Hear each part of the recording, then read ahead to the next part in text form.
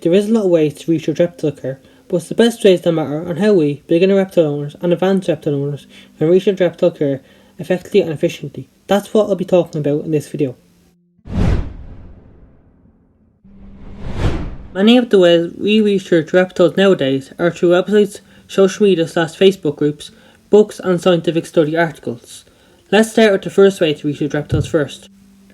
Care guide websites. Now I only use Reptifiles by Mariah Healey for this example, so you'll see her website and her care guides about now. Care guide websites are great with also being quick as well as easy to find and read. With a nice quick read, lots of information can be read and acknowledged. With also reptile website care guides being free to the public, they are bound to attract lots of people to reading them. Although like everything, care guides websites have disadvantages too, one of the biggest ones being outdated reptile care guides. This can lead to improper care and improper husbandry for a reptile if copied by the owner. That's why it's so important to check the website sources you rely on are updated from time to time, like Mariah Healey over Reptifiles does with her care guides, as I'm shown. Here's an example where Mariah updated her concept care guide from when she published it in September 20th, 2017, and it has updated last year, December 28th, 2020. So you can see here she updated her Reptifiles, so for concept care guide, because obviously as technology and research improves, there's gone new research, new ways of doing things where we extend the reptile care and we make it better and make the reptile's life better and possibly make the owner's life easier as the reptile is more happier and healthier. I'll leave a link to Mariah Healey's Reptifiles website in the description down below. Another disadvantage is anyone can make a website care guide, and who the care guide is wrote by matters. As I stated, anyone can make a website. Usually if you can Google the author and find information about them, you can feel like you can trust their information and the care guide, then it might be valuable to follow. I'd like to point out and credit Mariah Healey because on her website, Reptifiles, she has a little description of who she is and what she works as on Reptifiles, what she does and how long she's been working with reptiles, her experience with reptiles and you know, just a main description of her, which I think is very smart and a good idea with addition to her Reptifiles website, so people can get familiar with her and then feel like they can trust her information more, as like I stated before. As stated earlier, when also checking when the care guide was wrote, check if it was peer reviewed and if so, by who.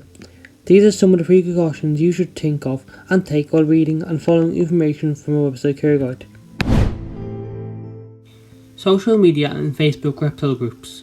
Social media and Facebook reptile groups are a great place to find help or get a question you might have answered about a specific reptile species. With many reptile owners on social media and many reptile Facebook groups, you won't find it hard to find reptile owners who have the same species you're looking for help with, or a Facebook group that specialises in that particular reptile species. A few reptile Facebook groups I am in and recommend are the Reptile Room, How Not to Slay the Dragon for going Viviseps, Advancing Herpetological Husbandry and Reptile Lighting, which I will all link in the description below. I would also like to mention this video is not peer reviewed by any one of these groups I just mentioned. Also, you don't have to worry about the information you get being outdated, as long as the group you're in is up to date, up to the studies and up to the knowledge and research of whatever they're giving advice. I should be speaking to real people at real lifetime and the bonus too, all for free. Now I'm not saying social media and reptile groups are always rainbows and sunshine, as now and again there will be debates that turn into arguments. As like with everything, people have opinions on how they do things, with what is right and what is wrong. Take for instance the topic using the subject of beer dragons. This is a very heated topic that gets thrown around and debated in a lot of reptile Facebook groups. But the simple answer. I'll talk about this briefly as this topic will be explained in a further video. If we take the 5 animal welfare needs, 1 the need for a suitable environment and 3 the need to exhibit normal behaviour patterns. If we keep our beer dragons on tiles, we then are not complying with 2 of the 5 animal welfare needs. Beer dragons naturally dig as it's a natural behaviour pattern they show both in captivity and in the wild. If you give them tile, how are they supposed to practice their natural behaviour to dig? Hope that gives you an idea of where I'm going with this topic. So that's only really the big advantage for social media and Facebook reptile groups. So as long as you are in a good Facebook reptile group, like the ones I recommended earlier, or speaking to an experienced reptile owner, you probably won't ever run into any of the problems I stated. Reptile Books. As I stated earlier with websites, books have an author who you can look up and find out more about them. Another great thing with books, like some good reptile care websites, books may be peer reviewed by the editor and the publisher of the book to make sure the information in the guide is accurate and safely copied by the reader. Also, books might have references, referrals, links for other books or websites you can go to learn about a specific topic in case the topic is too broad to explain fully or properly in the book. Reptile books that I recommend are the Arcadia Reptile Books by author John Courtney Smith. His books include topics of MBD in reptiles, reptile heat and lighting, reptile nutrition and reptile bioactivity. I have these books myself and I've learned lots more about reptiles since reading them. One major disadvantage of books is they're often hard to find and purchase. Many reptile companies in different countries won't deliver to other countries reptile owners may be located in for some reason or another. With that, oftentimes books can be too expensive and out of many people's budget, with shipping being too expensive if they can order from other reptile companies across the globe. Now, one last major disadvantage to reptile books, and any books for sure, is they can become outdated. And now what I mean by that is, if a book was written in 2021, this year, and then someone purchased it and read it in 2029, which is 2030, let's say, and that's 9 years, it's up to 2021, 2021, sorry, all the way to 2030, that's 9 years, and if that person copies that, it might be improper husbandry or improper care. Then before you come attack me, let me explain that. And what I mean is, if that book was written in 2021, this year, it might be a lot different to what our research and studies are in 2030. So, why I say proper care and husbandry is we could have new studies and new ways of caring for reptiles in the hobby of keeping reptiles, or the herpetological hobby, if you want to call it in a scientific way. You know, a lot could be different. New studies, new research, new study articles, which is by study, and basically new way of keeping reptiles. We could have better knowledge of how reptiles are kept in the wild and kept, and how we can keep them better in captivity. I hope you understand what I mean by that, and I didn't say it too complicated. But yeah, one of the main major disadvantages of reptile books, or any books for sure, is they can be outdated over time. Reptile scientific study articles. Now, in the background, I'll put how you can access reptile study articles, and then I'll also explain what they are, because not every average reptile owner knows what a reptile scientific study article is. Reptile scientific study articles are easy to find online studies that are great to use to research reptile care, as they are the best way to keep up to date with current research.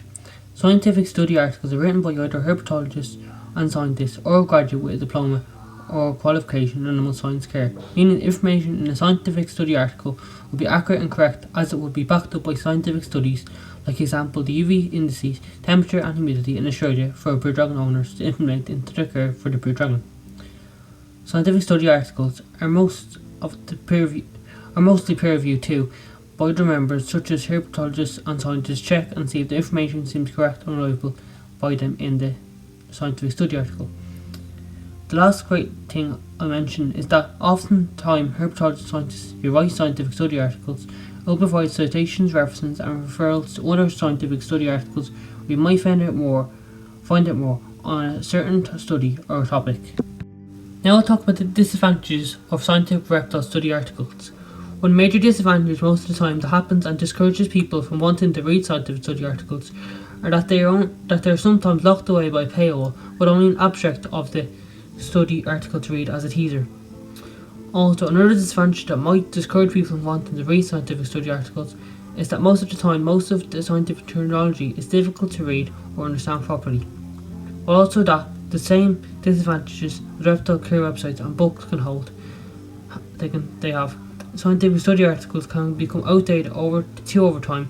They can be over time deemed improper care or husbandry if copied by reptile owner when new studies and research always coming out, especially if it's a couple of years old. Now for the conclusion of the video. To conclude, there is no one way to research reptile care effectively and efficiently, truly, but there is a best way to research reptile care effectively and efficiently. It's to research and try all ways I went over in today's video, so you get all advantages and disadvantages to come out with the end product of researching reptile. To have the knowledge and research needed is the end goal, and I believe that's the best way to find the knowledge and the research you need to keep that reptile. If you disagree, comment down below in the comment section why and what, and then we can have a discussion. Now, the next thing I want to talk about before I finish up this video, I want to talk about focal husbandry. But before that, I want to credit Reptile Research for using this because I'm using this picture. This is his picture from his video where he displayed how to research reptile care. That is one of his first videos. This is where I got the video idea from. Except I kind of found a lot of gaps in it, and I wanted to make an updated version of it. And yeah, no hate against him. He had a great video, so I wanted to make it a bit better in my own words and my own view. Except now I want to speak about focal husbandry. Focal husbandry is where a sort of advice or a way of doing things that is passed down through generations or through the years of keeping reptiles that's not scientifically proven. So what I mean by that is it's so care that's been passed down and that's been brought and believed of and used and of ways of keeping reptiles, which is not scientifically proven. So it's not based on how they're kept in the wild. It's just kept for what's easiest for the human, and not in the best interest of the animal. That's what I say. Or from Nova's Patrick's, that's what he says. That's where I get it from, and I always use it for myself. Is it in the best interest of the animal when I go through things with different stuff, and it's the balance between focal husbandry, which is bottle, and then using research and knowledge from scientific studies, and then which is better. And that's in this video I'm trying to promote scientific study articles, as that's the way you should go down, and not use focal husbandry that's passed down many generations, and create actual studies and actual research that's from the wild, and use that to put that in captivity to use for reptiles in captivity, to bring out the best for reptiles and their animals that we keep in captivity. So I hope you understand by what I mean by focal husbandry. I don't know that I said it right or said it good enough, but I hope you understand. And yeah, that's focal husbandry, and that's focal husbandry. Now the last thing I want to say is where I took from Reptile Research video, and he gave me access to use this because it's a branded version of it. Which if I didn't say as well, I'll also link that video where he made this pyramid, and then which I'll explain in a minute, and then I'll leave his channel link in the description below too. So Liam, or else Reptile Research, made this reptile welfare pyramid scale to see in order to where you are on the welfare reptile kind of scale. Are you a basic welfare, good welfare, great welfare, or optional choice sort of welfare? Now I put myself at good welfare because there is something I want to do this year to make Venom's care or welfare go up to the max, go up to as much as I can and make it to great welfare, because there's a lot more I could do to make sure it's great welfare. And also, I fully credit to him for this. So this is actually very, very kind of good here, because it makes you kind of step back and see how you're doing keeping your reptile. Are you at basic welfare, good welfare, or great welfare? Most people I probably could be at good welfare, you don't know, or basic welfare. Well, let's look at what basic welfare is first. Food, water, parasite or disease free, defecating or elimination, and then basic thermal gradient. So that's what basic welfare is. And let's now look at good welfare. Good welfare is habitat complexity, dietary variety, humidity variation, access to near infrared, access to UV, and then light gradient. That's what I think I have it all. And then great welfare is enrichment and training. Venom does have enrichment, my bird dragon, and not training. I don't think she's training. Well, I did do a bit before, but I didn't continue it. I probably will, because she went to promotion, and then I kind of didn't get to do anything with her watch promotion. But I probably might pick it up again, because why not? Because it's great welfare. Just making the welfare a bit better.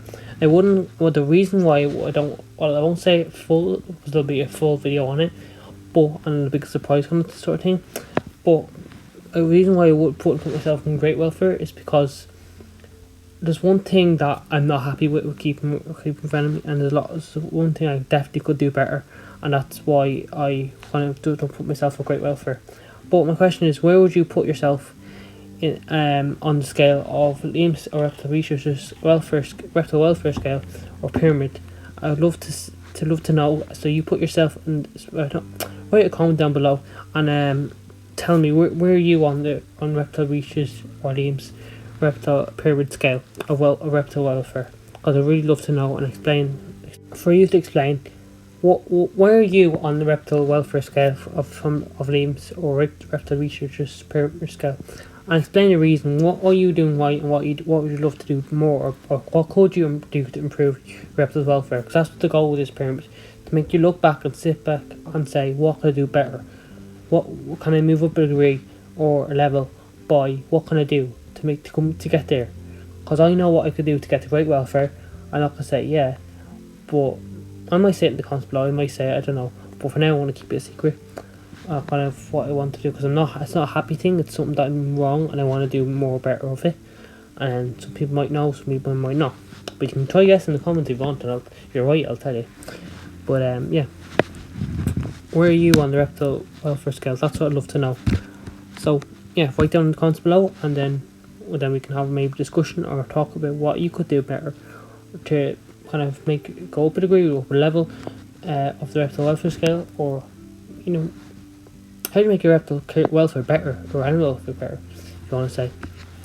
Yeah, that's the aim with this pyramid, I think, that Liam had, and this is what he wanted to be used for, so here I am using it. So I'm making it better, making use of it, and making people's reptile welfare a lot better, which is good. So that's Liam's or reptile research reptile welfare pyramid. Yeah, so that's it for this video on how to research reptile care effectively and efficiently 2021. So I hope you enjoyed this video. I hope you found it very informative and learned maybe a few things from it. If this at least helps one person, I'll be the happiest person. This helps one person, because this was a lot of work. This video was a lot of effort and a lot of work. This took me about 6 days to make, so nearly a whole week. Yeah, so it took me a lot. So yeah, that's why this video will be out on Sunday and not Saturday, like you usually do, because it's today Saturday and tomorrow Sunday, so I'm going to upload it tomorrow. But yeah, that's it for this video. So thank you for watching, and bye. Yeah, see you next video. Bye guys.